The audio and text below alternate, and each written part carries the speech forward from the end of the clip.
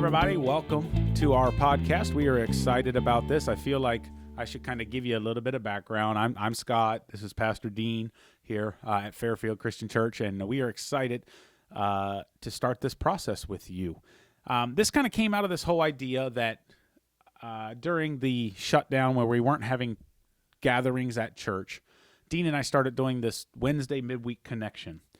And it seemed to have a really good response. We put it on Facebook, and people from our church could interact and things like that. And so we thought it was just a wonderful opportunity, but how do we make it just a little bit different, and how do we make it function fresh? And so what we decided to do was we're starting this podcast. And what it's going to be is it's going to be about a half hour each week, and we've committed to about 6 to 10 weeks right now to see how it goes, that we're going to be walking through the book of Daniel. And it's just going to be some conversation, some points, some interesting things that hopefully you'll join in with us, and we'll just have some real conversation. You know, you see a lot of times the pastors get up and it's a monologue, it's a conversation that is one way. And we want this to just be a sitting on a couch, just having a conversation kind of thing here in this podcast studio that we've created. Thanks to Matt Wood, our youth pastor, for helping us create this space. And we're really excited about what maybe God will do through this process. I enjoy the time. So, Dean, how you doing? I'm doing great, and I'm looking forward to it, Scott. I enjoyed so much our midweek service.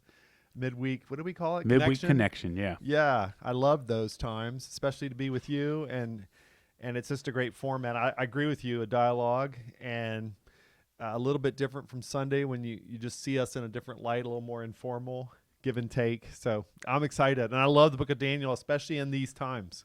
Yeah, absolutely. It's really cool because Daniel is a book of prophecy, but it kind of starts off with just some stories. Right.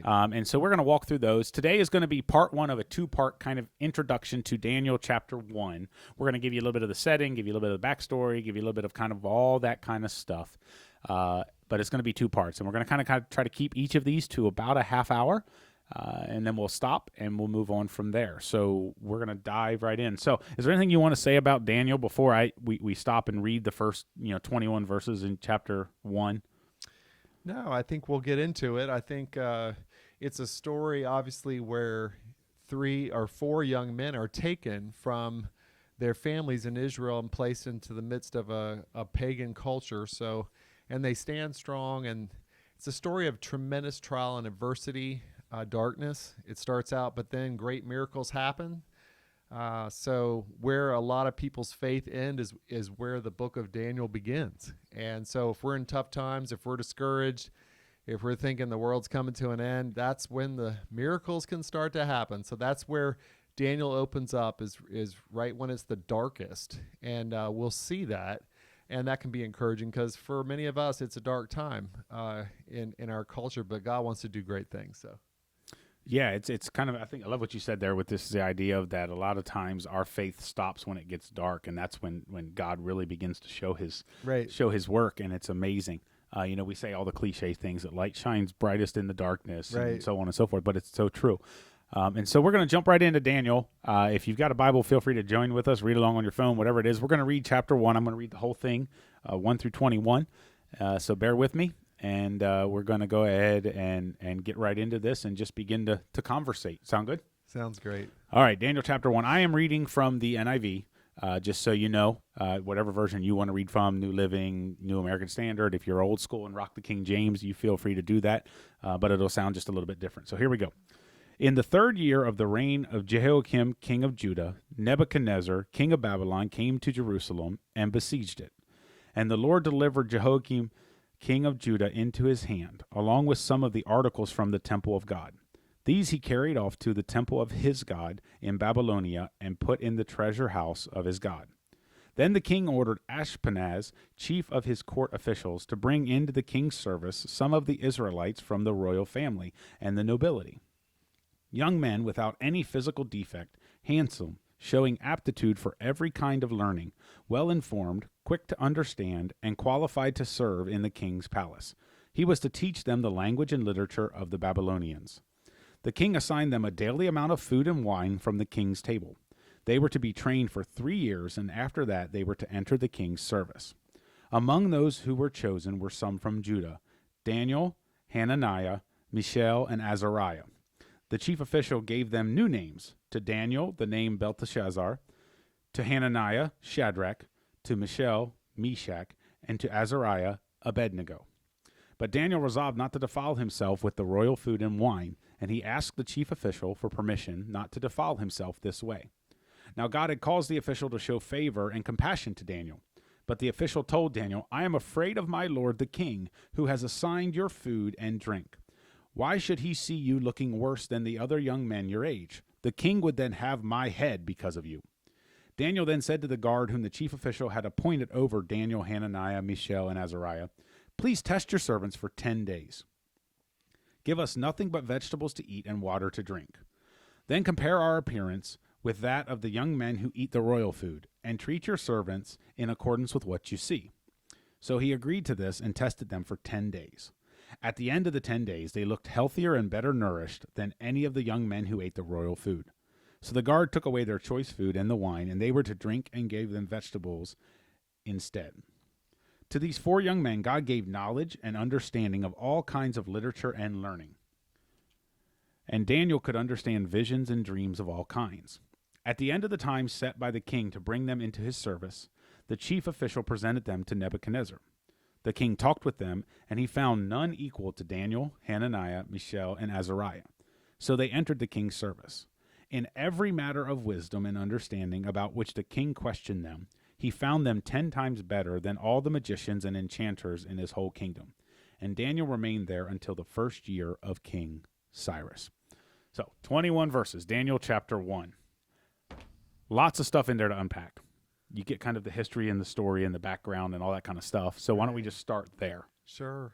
So. Yeah, it's a story which helps, right? Like you were saying, the second part of Daniel is apocalyptic. It's talking about the future. It's much harder to explain and understand. But the first 6 chapters are stories, familiar stories, this being the first. So much easier to just identify with the story. So it's a lot of VeggieTales stories. Right. It really is. Familiar to many of us. Yeah. So, but again, the violence, the horror of what was going on. These boys, they were teen age. They were 15, 16, 17 years old, probably. It had been a time when God doesn't seem to be that attractive. Like he's not protecting his stuff. His capital city is destroyed of Jerusalem. His temple's ransacked. The things that are precious, the vessels, are now in the treasury of Babylon and the pagan god. So, but then in the midst of all that, you got these boys taken away from. So this was one of the first waves of, they were just taking the best and the brightest. They will transplant more people later, but these guys would have been handsome, smart.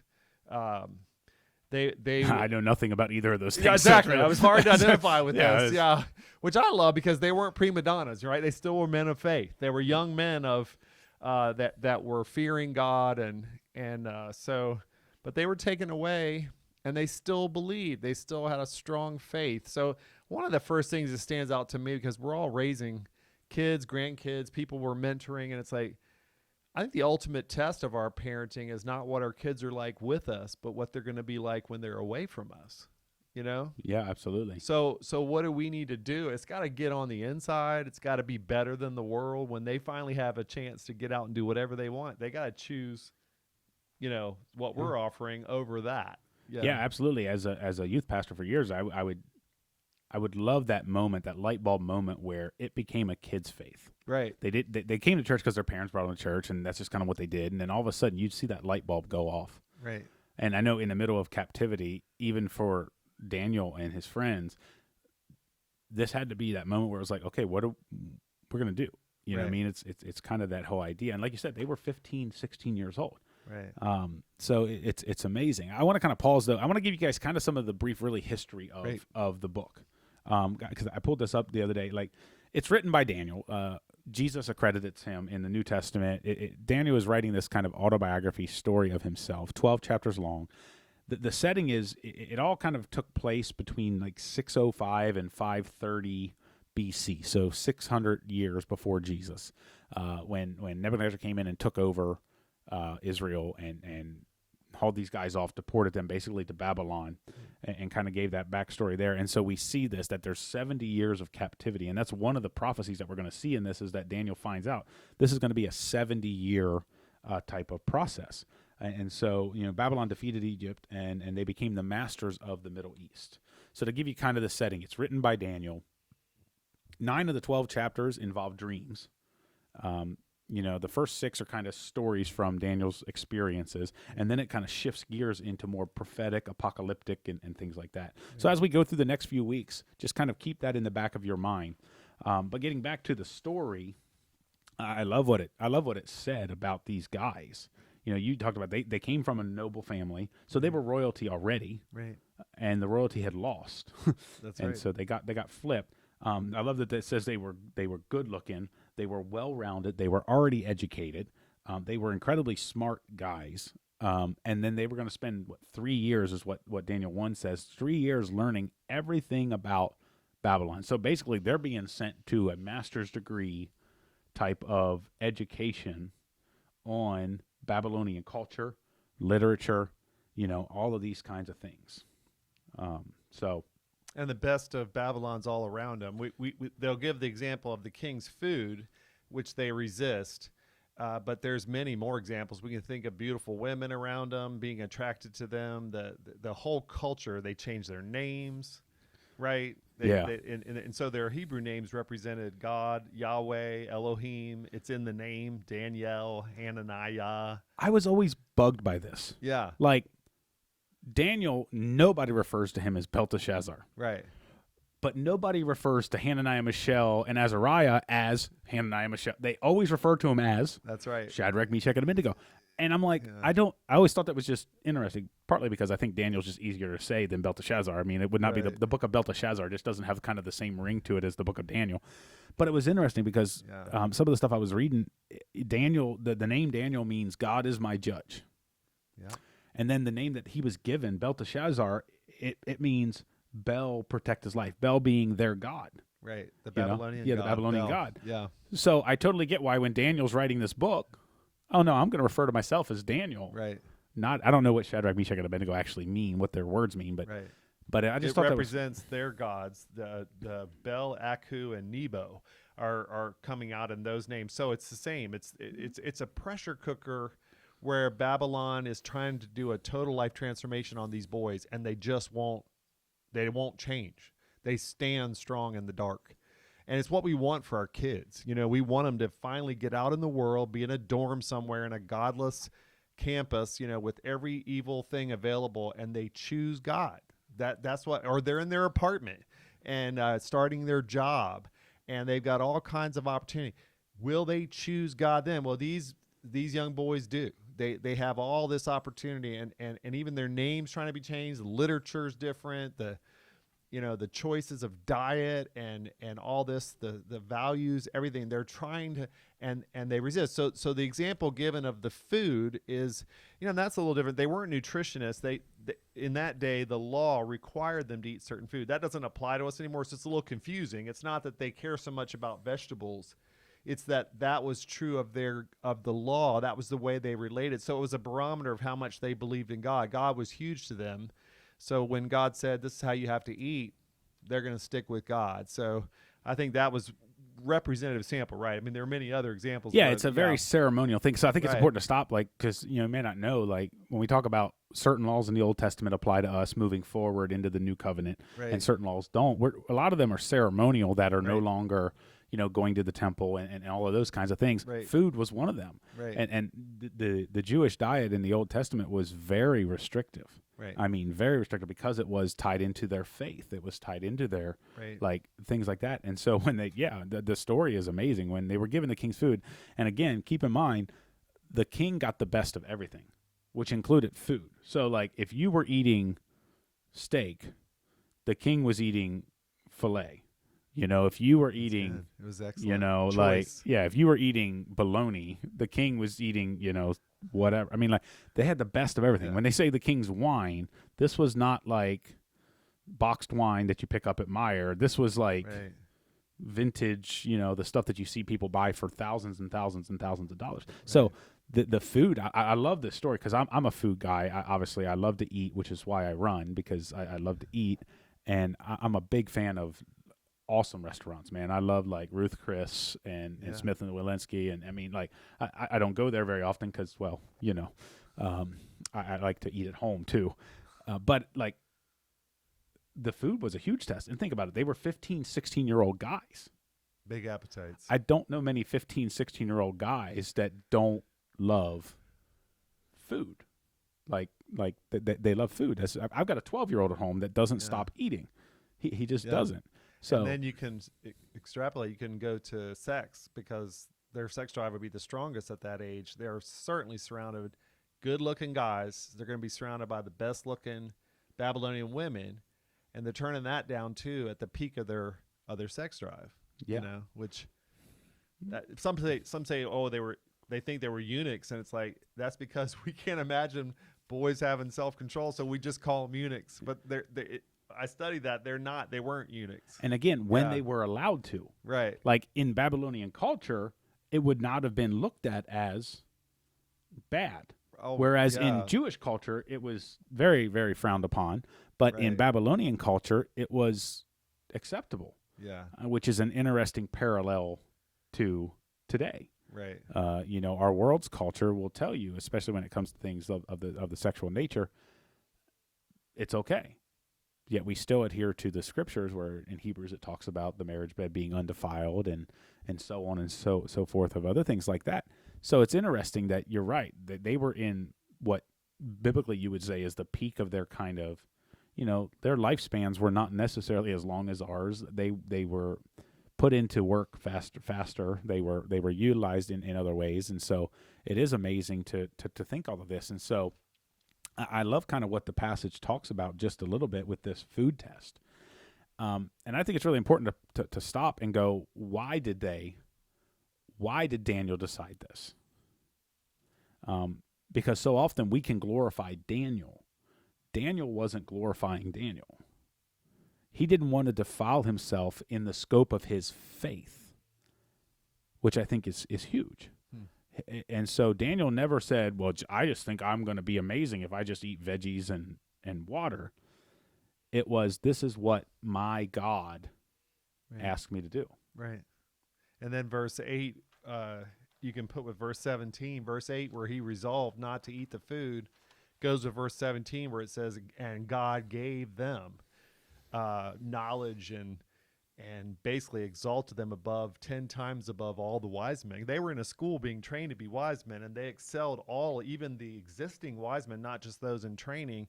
And you can't miss that connection. Their resolve to honor God, then his resolve to honor them in verse 17. Yeah, twice he says God gave him favor. He says he gave him favor with the chief of the court officials. Right. Gave him favor with that. And that guy goes, listen, dude, you're asking me not to feed you this food that the king is telling me to feed you. Yeah, you'll look bad. And if you look bad, he's not going to kill you. He's going to kill me. He's going to kill me. Right. And so now, do you know how much favor you have to have with somebody for them to be willing to, when we say the phrase stick their neck out, this is literal. Yeah. He was sticking his neck out. Yeah, that's right. For these prisoners. Yeah. These refugees of war, whatever you want to call them, these guys that he doesn't know them from Adam. Yeah. And I think it's amazing that you see God gave them favor. But I think that favor is directly tied to Daniel being willing to forgo the human desire, the human nature of it, and give himself to what God wants him to do. Yeah. Yeah, absolutely. To him, I think of God is like a great big ocean liner. So he's big either way. Even if we don't believe he's big, he's going to be big in our life. So we either crash into him or we ride on the deck, with the lemonade and the breeze blowing, Daniel and his friends, they were riding on the ocean liner of God. They thought he was big, and they're being blessed as a result. If we don't have that faith, we still will experience a big God. It'll just be a crash into it. So I think that's huge. They feared God and it was revealing their choice to not eat the food. And but the big thing was, like you said, they're fearing God. That's their respect for God. And then God was big in their life, how it turned out. Could you imagine? Look at us. We talk about God giving them favor 10 times better. Right. Flip the script. What's it feel like to be a Babylonian, seeing these guys that came in exile, been there 3 years in seminary, Yeah.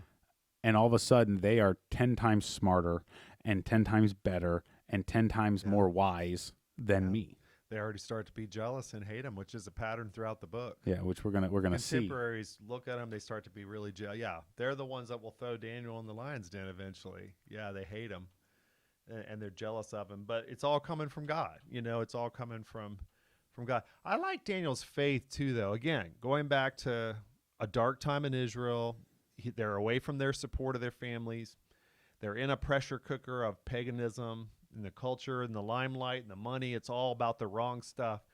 And Daniel's living in the moment, trusting in God. He's saying, hey, to the guard, don't worry, God will show you God will do a miracle. You feed us vegetables, we'll look back. He's trusting that God will do something. You know what I mean? Like he's in that moment with God, despite I love this because it's holding up what can happen. It's holding up how strong our faith can be for us, for our children.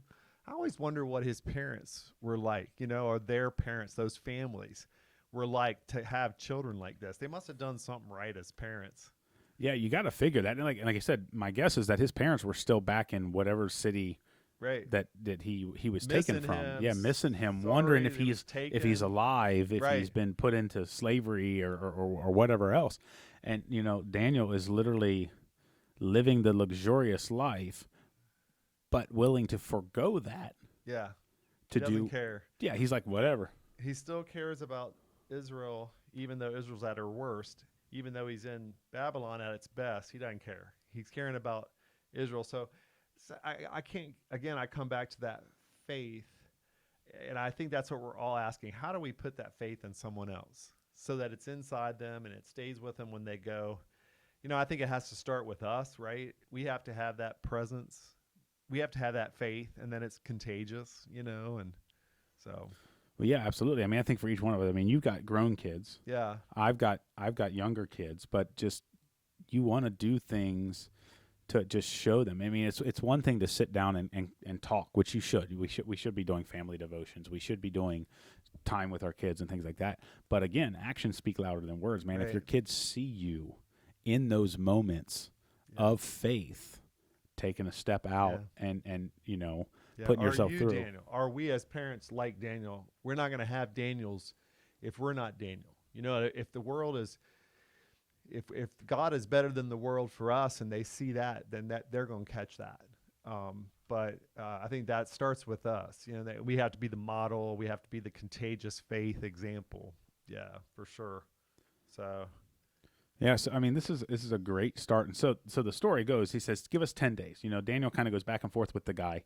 And the guy goes, listen, you're going to have me killed. If I don't give you this food, if you refuse to eat it, which I don't know what he would have done. Because, like, if Daniel had taken the food and just left it sit there, that would have probably been worse than giving him the vegetables he asked for. But he says, okay. And Daniel goes, well, look, give us 10 days. 10 days and then test us and see what that diet looks like. And again, Daniel's willing. I thought it was really interesting that Daniel's willing to submit if God doesn't come through the way he thinks he comes through. Right. Which is fascinating because sometimes we do think that God's going to come through in a certain way. Yeah. And he doesn't. Right. He always does what he wills, but a lot of times it doesn't line up with what I think is God's plan. So Daniel's not positive. He's not like he's sure about something. He just really thinks so, and then God can confirm it. I like that. Yeah, I mean, I think he's being led by the Spirit. I mean, I think definitely in the sense that in the Old Testament sense of that. But I think he goes, look, this is the principles. I'm trying to stand on the law, but I know this is a different time. It is a difficult time, and so here he's not. It's like he's taking care for that other guy's life. Right. He goes, listen, I know you're in a position. You're in a bad position.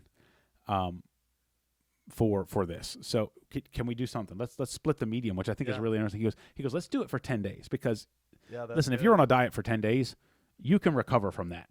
That's not a big deal, But give us 10 days and let's see. Feed us vegetables and the things that we're asking for 10 days, and don't let us eat the royal food stuff. And if we look worse at all, or I would even say even the same, if we look exactly like the other guys, then we'll adjust, right? And so he says 10 days. And I think sometimes one of the best things you can be is reasonable. It's an interesting thing that he's not like, no, this, I will not eat this. Because sometimes we stand on these rocks that we don't need to stand on. And he gave space for God to work. Yeah. He gave space for God to confirm it or not. And he did. I mean, because he felt like that's what was going to happen. So, yeah, I like that. And I feel totally guilty sometimes because I feel like sometimes I try to force God into a hole. Right. Like I go, well, God's going to do this. And I'm like, oh, God's going to do this. And I got to just imagine God's up there going, you don't know what I'm going to do sometimes. Gosh, that's what was going on in their life. It was like, why has God allowed Jerusalem to be destroyed? Why has God allowed the temple to be destroyed? Why are we taken? Why it doesn't seem to be working out? It's so unpredictable and bad. And yet still he trusts God. That's what I love, because we're in a dark time. There's a lot going on that we can't predict. There's a lot of paganism seems to be succeeding. This is an opportunity. This is the beginning of great miracles. You know what I mean? Again, where most people's faith end is where Daniel begins. And all the stories, and we know what's coming, right? We know what's coming. We have the whole book. He's going to interpret. He's going to have the ability to interpret a dream that's going to save all the lives of the wise men. His buddies are going to be saved in literal fire. He's going to see the head of Babylon, the king Nebuchadnezzar, be dramatically converted to salvation. I mean, one of the most beautiful examples of that. He's going to predict the fall of Babylon Empire on the night it falls, and it's going to be a disembodied hand writing that on a wall. Then he's going to be preserved from lions. All these miracles are going to happen right at the point when most people give up. Yeah. You know what I mean? It's like, no, God's ready to write a book about your life if you'll just believe in the midst of the dark, adversity, testing, difficult things. Yeah. And then there's a big chocolate bunny. And then there's some silly songs with Larry. And there's I'm kidding, of course, but but it is like sometimes when you're reading the Bible, things like this especially, keep in mind what they were aware of, because we have the whole story. And I always think about that with the disciples. Keep in mind what they were aware of in real time. Like at this moment, all Daniel knew was that Israel was now under Babylonian rule. Right. I've been taken captive. I'm 3 years into this. He doesn't even know yet how long this is going to be, which we see he gets. He doesn't know exactly what he's going to be to do, but what he does know is, I think you're so right I love that statement of that Daniel's story begins where most of our faith stops. Right. He's going into this and he's in a dark time. It would have been really easy for him to just conform, and we see that play out where it's like Daniel and these three buddies of his are the ones that are the only ones standing, and It's like, whoa, out of who knows how many? We don't know how many that they took into captivity, but it's got to be more than 4. Yeah. That's right. There's more than that are mentioned here. Yeah. Yeah, and so only these 4 were what appears to be the only ones that did not instantly defy the principles of God. Like as soon as they went into captivity, just about everybody else was like, well, we're going to just live under Babylonian rule. So, when in Rome, we do what the Romans do. And it's like they just kind of bailed on their entire history of faith. Not to mention all the people that had rebelled, which is why they were being judged in the first place. All those folks disobedient, the king of Israel, so many of the people in their country were not believing, were rebelling against God, which is why they were judged in the first place. So, but that didn't dissuade them. They were willing to stand and be in the minority. And then there's this amazing book. This incredible book. And so we have this really cool book that is like half story, half autobiography, and I know it sounds really silly, but half prophecy. Like he begins to point about the end times and things like that begin to happen. Because, I've always been told that in order to understand Revelation, you have to understand Isaiah and you have to understand Daniel. Yeah. So often we go and read Revelation and we're like, well, this doesn't make any sense to me. Well, because you got to understand some of the things that Daniel talks about and all those kinds of things. So it's just a very interesting story, and I love how it starts off. It starts in the muck. It starts in the mess where, oh no, our whole country has been taken over by Babylon. And Babylon all through the scriptures is a just relative example of worldliness, of carnality. We have that today. And we do. Yeah. And so it's in the limelight. All the money's there. All the attention is there. Confidence is there. But Daniel will outlast all of these kings. He's a young guy in this chapter. He'll be an old guy by the end, and there'll be different kingdoms, different kings. He's still going. He's he's outliving the kings, which is amazing. He has staying power through all this supposed pagan strength and all that stuff that's wrong. It'll fade. Daniel's still going. He's there predicting. He's there standing strong. Right to the end. And then we're still talking about him today. Yeah, and then to kind of reference our Sunday sermon series that has just recently ended, it's almost like Daniel was anchored in the storm, in all of this. And so as we get through this, it's going to be really exciting. But we told you we're only going to be about 30 minutes, and we've kind of reached that point right now. So we're going to come back in our next session and talk a little bit more about Daniel chapter 1, and who knows if we'll jump right into Daniel chapter 2. But we hope maybe you've learned something from this. Reach out to us. My email, I'll slap it here at the bottom of the screen. It's sstem@fairfieldcc.org. And Dean's is dwoodward@fairfieldcc.org. We'd love to hear from you. Questions, thoughts, concerns, because we don't have it all figured out. We're walking through this together, and it's just a journey that we're on. So thanks for joining us for our first podcast. We hope it's an enjoyable time for you. We hope it was a half hour worthwhile, whether you're listening to this on audio or watching it on video or when it's premiered live. So, Dean, this was fun. That half hour went by really, really quickly. It did. So, guys, we will see you next time. Have a great day and continue to be the message.